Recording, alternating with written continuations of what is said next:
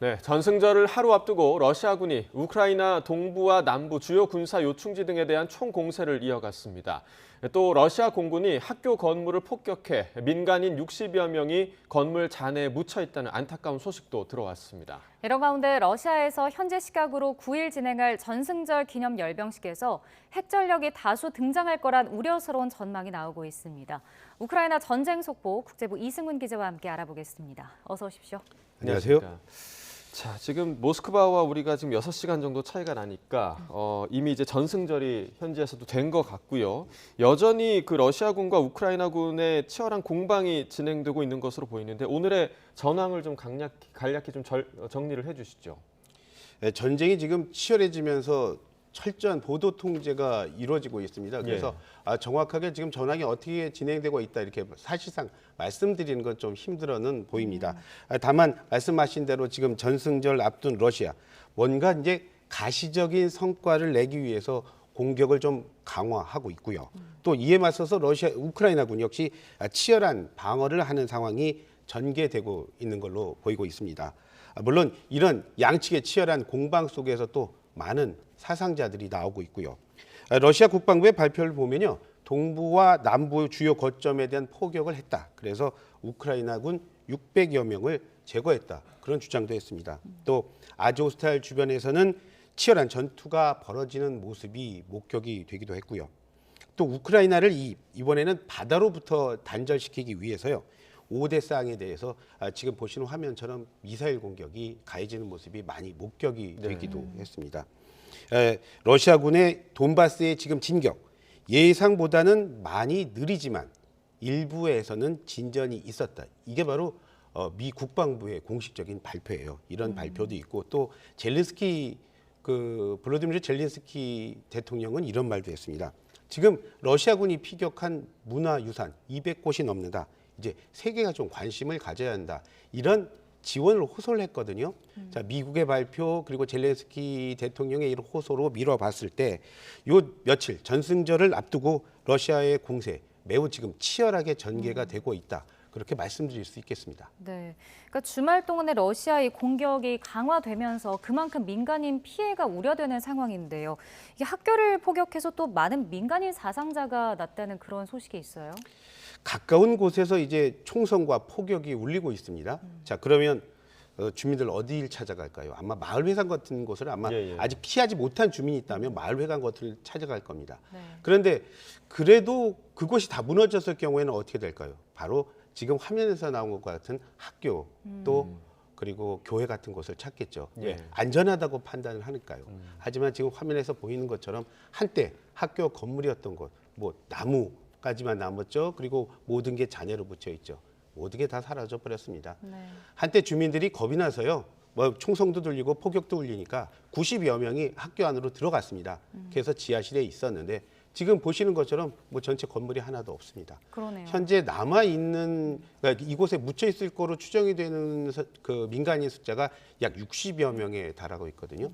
루한스크 주지사는 이런 말 하더라고요. 현재 그곳에 있는 사람들 한 60명 정도가 있을 것으로 예상이 되는데 아마 살아있는 사람은 없을 거다. 이런 안타까운 얘기를 하더라고요. 자, 러시아군 최첨단의 무기를 갖춘 군인 아닙니까? 그리고 또 공군기입니다.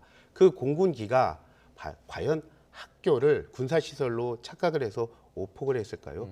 그런 분석을 하는 전문가들은 거의 없더라고요. 네. 오히려 많은 군사 전문가들은 러시아군의 이번 공격에 대한 의도를 현재 파악하고 있습니다. 네.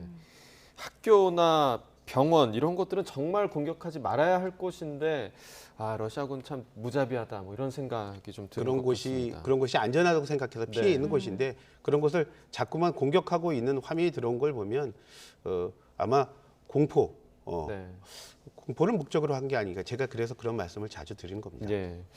저희가 이제 계속해서 이제 정승절에 대한 이야기를 좀 했었는데요. 오늘 소식을 보니까 저희가 앞서서 보도에서도 말씀을 드렸는데 이 승전기념 열병식에 핵전력이 다수 등장할 거다 이런 말까지 나오고 있죠.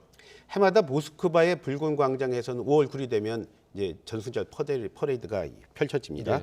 자, 오늘은 통제가 되고 있어요. 하지만 그 퍼레이드의 그 퍼레이드 올리기 전에 리허설 장면이 공개가 됐거든요. 지금 보시는 화면입니다. 이게 그저께까지 공개가 됐거든요. 예. 그 화면을 보면요. 지금 제일 먼저 나서는 게 이제 군인들의 모습도 보이죠. 네. 자, 지금 공군기도 보이고 있습니다. 기갑부대의 모습도 보이고, 그리고 기갑부대는 아시다시피 제일 먼저 전쟁이 있었을 때 참여했었던 그런 부대였고요. 예.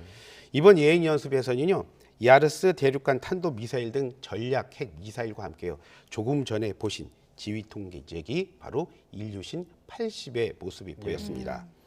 일류신 80은요, 둠스데이, 그러니까 최후의 날이라는 말이 되겠죠. 자, 지휘 최후의 날로 불리는 지휘 통제기입니다. 이제 핵 전쟁이 나게 되면 러시아의 대통령 그리고 군 수뇌부가 탑승을 해서 명령센터로 사용할 목적, 그런 목적으로 개발이 됐습니다. 지난 26일이었습니다. 라브로프 외무부 장관, 러시아 외무부 장관이 이런 말 했죠. 핵전쟁 위협을 우리가 인위적으로 고조시키는 건 아니다. 다만 핵전쟁의 위협, 실제로 위험하다. 이런 말을 안 할 수도 없다. 이런 말을 했어요. 그 연장선상에 볼 때 지금 보시는 저 일류신기가 나타났다는 거는 우크라이나 전쟁에 이제 우리는 핵전력을 사용할 수 있다는 무력 시위로도 볼 수가 있다는 게 많은 군사 전문가들의 판단입니다. 예. 미국 정부 당국은요, 아직 러시아가 전술 핵을 배치했다거나 그 사용을 고려한다는 어떤 증거를 현재로서는 찾을 수 없다. 다만 그동안의 러시아 협박을 고려했을 때 이번 무력 시위에 대한 경고 가볍게만은 넘길 수 없다. 그런 말을 하더라고요. 네. 그러니까 이번 전승절 기념식에 푸틴 대통령이 우크라이나를 신나치 세력으로 규정하면서 전면전을 선포할 거다라는 말도 있고요. 뭐 반대로 전쟁 종식을 선포할 거다라는 상반된 이야기가 계속 나오고 있는데 이 부분은 조금 더 지켜봐야 할 것 같습니다. 자, 이런 가운데 조 바이든 미국 대통령의 부인이죠. 질 바이든 여사가 또 우크라이나를 방문했다고요.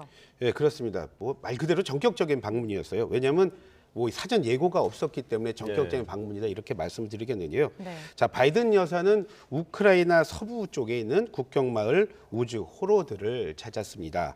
우즈 호로드는 이제 국경을 넘어서 뭐 다른 나라로 가겠다는 피라민들이 모이는 곳인데요.